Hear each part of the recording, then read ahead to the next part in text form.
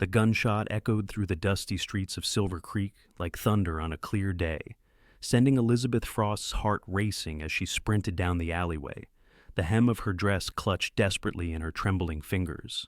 The year was 1875, and she'd spent the last 3 years trying to escape the shadows of her past shadows that seemed determined to follow her to every corner of the wild frontier. Felicity Evans stumbled as she reached the edge of town, her breath coming in ragged gasps. The moonlight bathed the desert landscape in a pale glow as she glanced over her shoulder one last time at the town she'd called home for the past 6 months. Silver Creek had been good to her, a place where she'd found honest work as a seamstress, where folks didn't ask too many questions about a woman traveling alone. But now it was time to move on again. They'd found her. She'd prepared for this moment. The small bundle containing her few possessions was hidden beneath a cluster of rocks just beyond the town limits. It wasn't much a change of clothes, a photograph of her parents, the small derringer that had saved her life more than once, and the money she'd saved from mending dresses and tailoring suits for the townsfolk. It would have to be enough to get her to the next town, wherever that might be. As she retrieved her bundle, the sound of hoofbeats made her blood run cold. Someone was coming. She ducked behind a large boulder, pressing her back against the cool stone as she tried to quiet her breathing. "Miss Evans!" The voice was deep, familiar.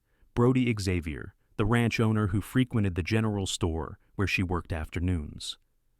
He was a quiet man, with kind eyes and rough hands, who always tipped his hat to her when he came in for supplies. She'd caught him watching her more than once, but he'd never been forward or improper. Just watchful, like he saw something in her that others missed. "Miss Evans, I know you're out here." Felicity closed her eyes. How had he known? Had he been watching her all this time? Was he one of them? "I'm not here to hurt you," he called out, his voice closer now. "I saw them at the saloon, 3 men asking about a woman matching your description. Said they were family, but I didn't believe them for a second." Her heart pounded against her ribs. The Walsh brothers. They'd finally tracked her down. "They're offering a reward for information," Brody continued. $50 to anyone who points them in your direction." Felicity's hand went to the derringer in her bundle. If Brody Xavier had come to collect that reward, he'd find she wouldn't go easily. "I sent them on a wild goose chase to Copper Ridge," he said, his voice now just on the other side of the boulder. "Told them I'd seen you board the evening stage heading that way." Confusion washed over her. Why would he do that? She stepped out from her hiding place, the derringer held firmly in her hand, but pointed at the ground. Brody sat atop his chestnut stallion, a second horse, a beautiful Palomino mare, standing patiently beside him. His eyes widened slightly at the sight of her weapon, but he made no move to draw his own gun. "I don't understand," Felicity said, her voice barely above a whisper. "You don't have to tell me what you're running from, Miss Evans. We all have pasts we'd rather forget." He gestured to the Palomino. "But whatever it is, it's clear those men mean you harm. You can't outrun them on foot. Why would you help me?" Suspicion edged her words. Brody's expression softened. "Because in the 6 months you've been in Silver Creek, you've shown nothing but kindness to everyone you've met. You stayed late to finish Mrs. Peterson's wedding dress for her daughter. You mended Tommy Walker's school clothes for free when his ma couldn't afford it. People like that don't deserve to be hunted." He extended his hand toward her, his eyes steady and sincere. "Ride with me, Miss Evans. My ranch is about 20 miles north of here. You'll be safe there until we figure out what to do next." Felicity hesitated. Trust didn't come easily to her anymore. The last time she trusted someone, it had nearly cost her everything. "Those men will be back by dawn when they realize I sent them on a fool's errand," Brody said urgently. "We need to be long gone by then." The sound of distant voices carried on the night air more people from town, perhaps searching for her after the commotion. Felicity glanced back at Silver Creek, at the life she'd started to build there, another home she would have to abandon. "If you're planning to collect that reward yourself, Mr. Xavier, you should know I'm an excellent shot," she warned, tightening her grip on the derringer. A ghost of a smile crossed his face. "If I wanted the reward, Miss Evans, I wouldn't have brought you a horse." In that moment, Felicity made her decision. She slipped the derringer back into her bundle and approached the Palomino. With practiced ease, she tied her bundle to the saddle and mounted. "I can't repay you for this," she said softly. "I'm not asking for payment." Brody turned his horse around. "Let's go before those searchers get any closer." They rode in silence, the desert landscape stretching endlessly before them under the starlit sky. Felicity kept glancing over her shoulder, expecting to see lanterns in the distance, pursuers hot on their trail. But the night remained quiet, save for the steady rhythm of hoofbeats and the occasional call of a nighthawk. "You ride well?" Brody observed after they had put several miles between themselves and Silver Creek. "My father taught me," she replied, the memory bittersweet. "He raised horses on our farm in Kentucky. Kentucky's a long way from Arizona territory. I've been a long way from home for a very long time, Mr. Xavier." He didn't press for more, and for that, Felicity was grateful. They continued riding through the night, Brody occasionally pointing out landmarks or warning about treacherous patches of terrain.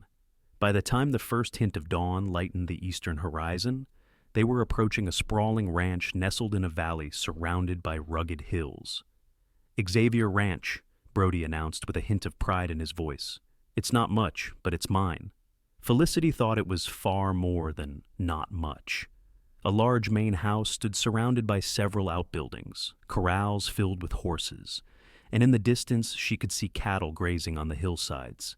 It was impressive, especially for a man who couldn't be much older than 30. As they approached, a figure emerged from the bunkhouse, rifle in hand. Brody raised his arm in greeting. "It's all right, Frank, just me returning with a guest." The man lowered his rifle and nodded, though Felicity could feel his curious gaze following them as they rode past. "My foreman," Brody explained, "loyal to a fault and suspicious of strangers. You'll be safe here." They dismounted in front of the main house, and Brody took the reins of both horses. "I'll have someone tend to them. You must be exhausted." Now that he mentioned it, Felicity realized just how weary she was. The adrenaline that had kept her going was fading, leaving behind bone-deep fatigue. "There's a guest room upstairs," Brody continued, leading her toward the house. "My housekeeper, Mrs. Abernathy, will see to your needs. She doesn't live on the property but arrives at dawn each day." The interior of the house was surprisingly comfortable, with sturdy, well-crafted furniture and touches that spoke of care and attention rather than mere utility. It wasn't ostentatious, but it was clear Brody Xavier had done well for himself. He showed her to a modest but clean bedroom upstairs. "Rest as long as you need. We're far enough from Silver Creek that those men won't find you here, at least not right away." Felicity set her bundle on the bed, suddenly uncomfortable with the reality of her situation. She was alone in a strange house with a man she barely knew, miles from anywhere. As if sensing her unease, Brody stepped back toward the door. "I'll have Mrs. Abernathy bring you some breakfast when she arrives, and Miss Evans." He paused, his expression earnest. "I meant what I said. You're safe here." After he left, Felicity sat on the edge of the bed, the events of the night catching up with her. She was a woman alone in the world, hunted by men who wouldn't rest until they found her. And now she'd placed her trust in a stranger, a handsome, seemingly kind stranger, but a stranger nonetheless. She removed her shoes and lay down atop the quilt, too tired to undress properly. As exhaustion claimed her, one last thought drifted through her mind. How long could she keep running before the past finally caught up with her?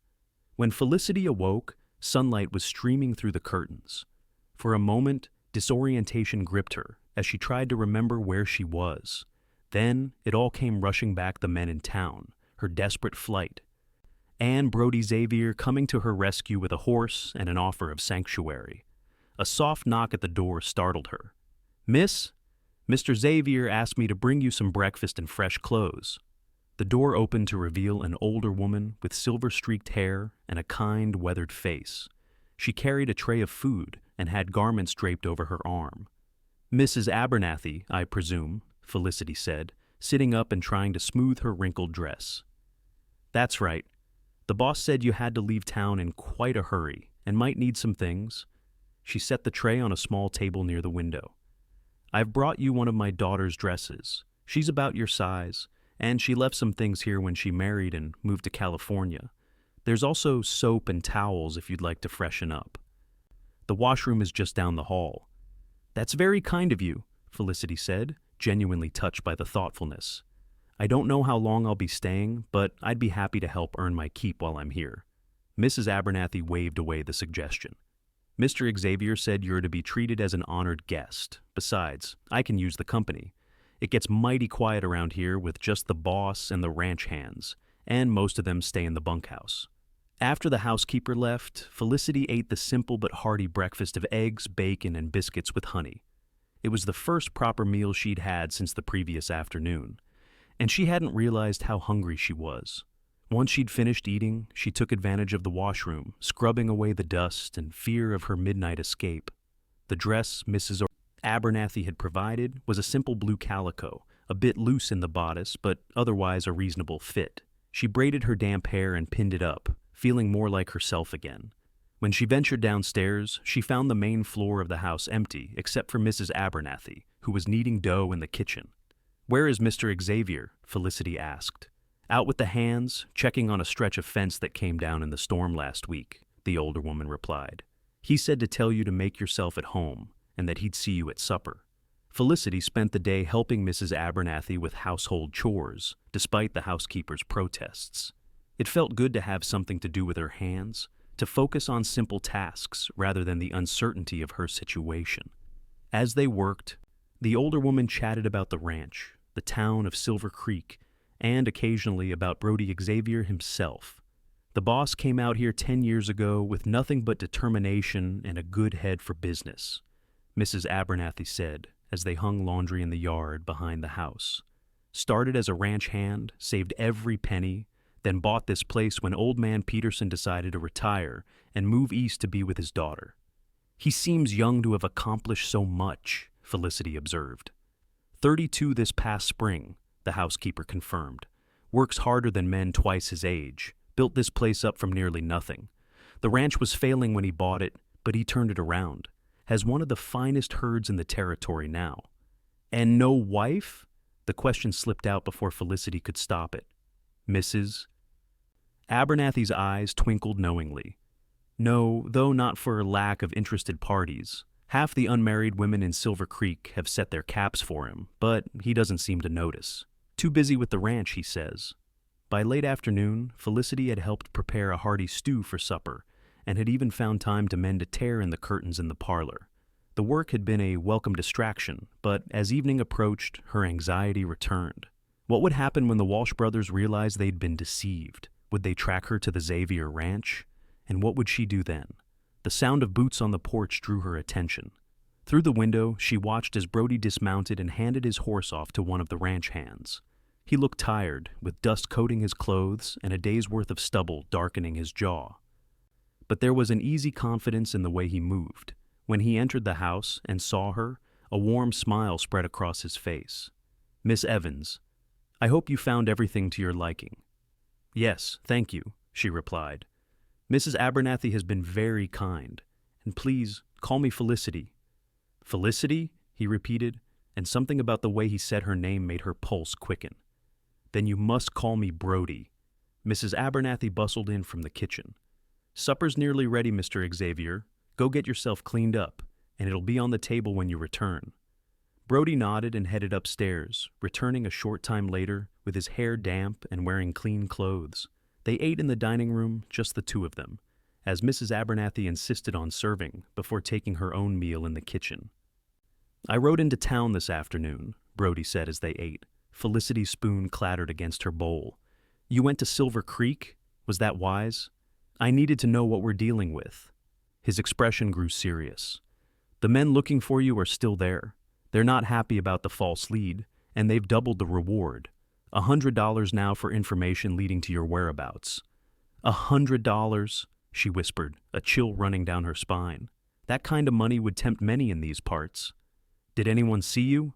"I was careful. Rode in from the north, didn't go to the main street, just spoke with a friend who runs the livery. He's discreet." What did they tell people about me? Why they're looking for me?" Brody's gaze was steady, non-judgmental. "They're saying you're their sister. That you ran away with family heirlooms and money that doesn't belong to you." Felicity set her spoon down, appetite gone. "They're not my brothers. I didn't think they were. They worked for my late husband. The words felt strange on her tongue. She'd not spoken of Edward to anyone since fleeing Kentucky. They're here to bring me back to face charges of theft and, she swallowed hard, and murder. If Brody was shocked, he didn't show it. Are the charges true? The theft, yes, she admitted, looking down at her hands. I took money from my husband's safe before I left money that was rightfully mine, part of my dowry that he controlled. But I didn't kill him. Edward died of a heart failure. The doctor confirmed it. Then why do they claim otherwise? Felicity looked up, meeting his gaze. Because Edward's brother couldn't accept that Edward died naturally. He was convinced I must have poisoned him to gain my freedom. The Walsh brothers are in his employ, sent to bring me back for a trial that would be nothing but a formality before they hang me. And you ran rather than face false charges. I had no choice. Edward's brother George is the most influential man in the county. The local judge is in his pocket, as is the sheriff. Even with the doctor's testimony about the natural cause of death, I knew I wouldn't get a fair trial. A heavy silence fell between them. Felicity waited for the judgment, the disbelief, perhaps even the decision that harboring her was too dangerous. Instead, Brody asked quietly, "What kind of man was your husband, that you needed to take your dowry back and flee in the night?" The unexpected question brought tears to her eyes. No one had ever asked her that, had ever considered that her actions might have been justified. "He was charming when we courted," she said softly. "My father had just died, the farm was failing, and Edward seemed like salvation. He was wealthy, respected, and he promised to care for my mother and me. But after we married," she shuddered at the memories. "He changed, or perhaps he simply showed his true nature. He was cruel, controlling. Nothing I did pleased him. When my mother fell ill, he refused to pay for a doctor until it was too late." She brushed away a tear. "I stayed for 3 years, telling myself things would improve. Then Edward began drinking more heavily, his rages becoming more violent. One night, he threatened to kill me. The next morning, I found him dead in his study. The doctor said his heart had given out, likely due to years of excessive drinking. Before his brother could arrive to take control of the estate, I took what was rightfully mine and fled. And you've been running ever since?" Felicity nodded. "Nearly 3 years now. I change my name in each new town, try to blend in, save enough money to move on when necessary. Silver Creek was the longest I'd stayed anywhere." Brody reached across the table, his hand covering hers in a gesture of comfort. "You're safe here, Felicity. I give you my word." "You can't know that," she protested. "These men are persistent and dangerous. And now, with the reward doubled, my ranch hands are loyal," he assured her. "And the neighboring ranchers would warn me if strangers were asking questions. We look out for each other out here. I can't ask you to put yourself and your people at risk for me. You didn't ask. I offered." His hand remained on hers, warm and steadying. "We'll figure this out. Together." Something shifted in Felicity's heart. At that moment, a tiny crack in the wall of isolation she'd built around herself. For the first time in 3 years, she wasn't facing her troubles alone. "Thank you," she whispered, meaning it with every fiber of her being. That night, she slept more soundly than she had in years. The days that followed settled into an unexpected rhythm. Felicity continued to help Mrs. Abernathy with household chores, finding purpose in the daily routine. In the afternoons, when the summer heat was at its most intense, she would often retreat to the shade of the porch with mending work. Several of the ranch hands had gratefully provided shirts and pants in need of repair once they learned of her skills with a needle. Brody rode into town every few days, always returning with news. The Walsh brothers remained in Silver Creek, growing increasingly frustrated and belligerent. They had taken rooms at the hotel, apparently determined to wait her out, convinced she couldn't have gone far without transportation. A week passed, then 2. Felicity began to relax slightly, finding unexpected joy in the simple life at the ranch. She learned the names of all the ranch hands, made friends with the cook who prepared meals for the men in the bunkhouse, and even began to ride again, exploring the nearby hills on the Palomino mare that Brody had gifted to her. "She's yours," he'd insisted when Felicity protested that she couldn't accept such a generous gift. "Her name is Sunflower. She was part of a wild herd we brought in last year. Gentle once she trusts you, but spirited. Reminded me of you. The comparison had made her blush, but she accepted the mare gratefully. Having her own horse meant freedom, a way to escape if danger came. Though increasingly she found herself less eager to leave. Each evening, she and Brody would share supper, their conversations growing more personal as trust developed between them. He told her about growing up in Boston, the son of a successful merchant who expected him to join the family business. Instead, at 18, Brody had headed west, drawn by stories of open spaces and opportunity. "My father disowned me," he admitted one evening as they sat on the porch, watching the sunset paint the hills in shades of gold and crimson. Said if I was fool enough to throw away generations of Xavier business acumen, I wasn't worth the family name. "Do you regret it, leaving all that behind?" Brody's gaze swept across his land, his expression content. "Not for a moment. I built this with my own 2 hands. Everything here is mine because I earned it, not because it was given to me." "That's admirable," Felicity said softly. "To know your own mind so clearly at such a young age." "What about you?" he asked. "What dreams did you have before life took its unexpected turns?" The question caught her off guard. It had been so long since she'd allowed herself to think about dreams rather than mere survival. "I wanted to open a dress shop," she confessed. "I've always loved creating beautiful things. My mother taught me to sew when I was a girl, and I used to design dresses for my dolls. Later, I made clothes for myself and mother. People in town would comment on them, ask who had made them." She smiled at the memory. "I imagined a little shop with a blue door, display windows with my latest designs. Silly, I suppose." "Not silly at all," Brody said earnestly. "Silver Creek could use a proper dressmaker. Mrs. Thompson tries her best, but her eyesight isn't what it used to be, and her designs are—" He searched for a diplomatic word. "Traditional." "Silver Creek," Felicity repeated wistfully. "I can never go back there, not with the Walsh brothers watching." "They won't stay forever," Brody pointed out. "Men like that have other business to attend to eventually." "Perhaps, but they'd leave word with the sheriff, instructions to telegraph them if I surfaced." She shook her head. "No, Silver Creek is lost to me now, like all the other places I've fled."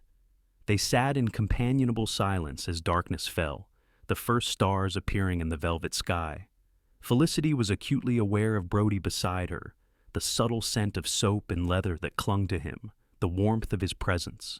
Something was growing between them, something fragile and precious that terrified her, even as it filled her with hope. "I should retire for the night," she said finally, rising from her chair. "Dawn comes early." Brody stood as well. "Felicity, He hesitated, then seemed to change his mind about what he'd been about to say. "Sleep well." "You too." "Brody." As she climbed the stairs to her room, Felicity acknowledged the truth she'd been avoiding. She was falling in love with Brody Xavier. And that was the most dangerous thing of all. Love meant vulnerability, attachment, reasons to stay instead of run. She couldn't afford such luxuries, not with men hunting her, not with her future so uncertain. Yet, as she prepared for bed, she couldn't help but wonder, what if there was a way to stop running? What if, just maybe, she could find a home again, here on this ranch with this man who looked at her with such warmth in his eyes? The dream was both beautiful and terrifying. The peace of the ranch was shattered 3 days later when one of the ranch hands galloped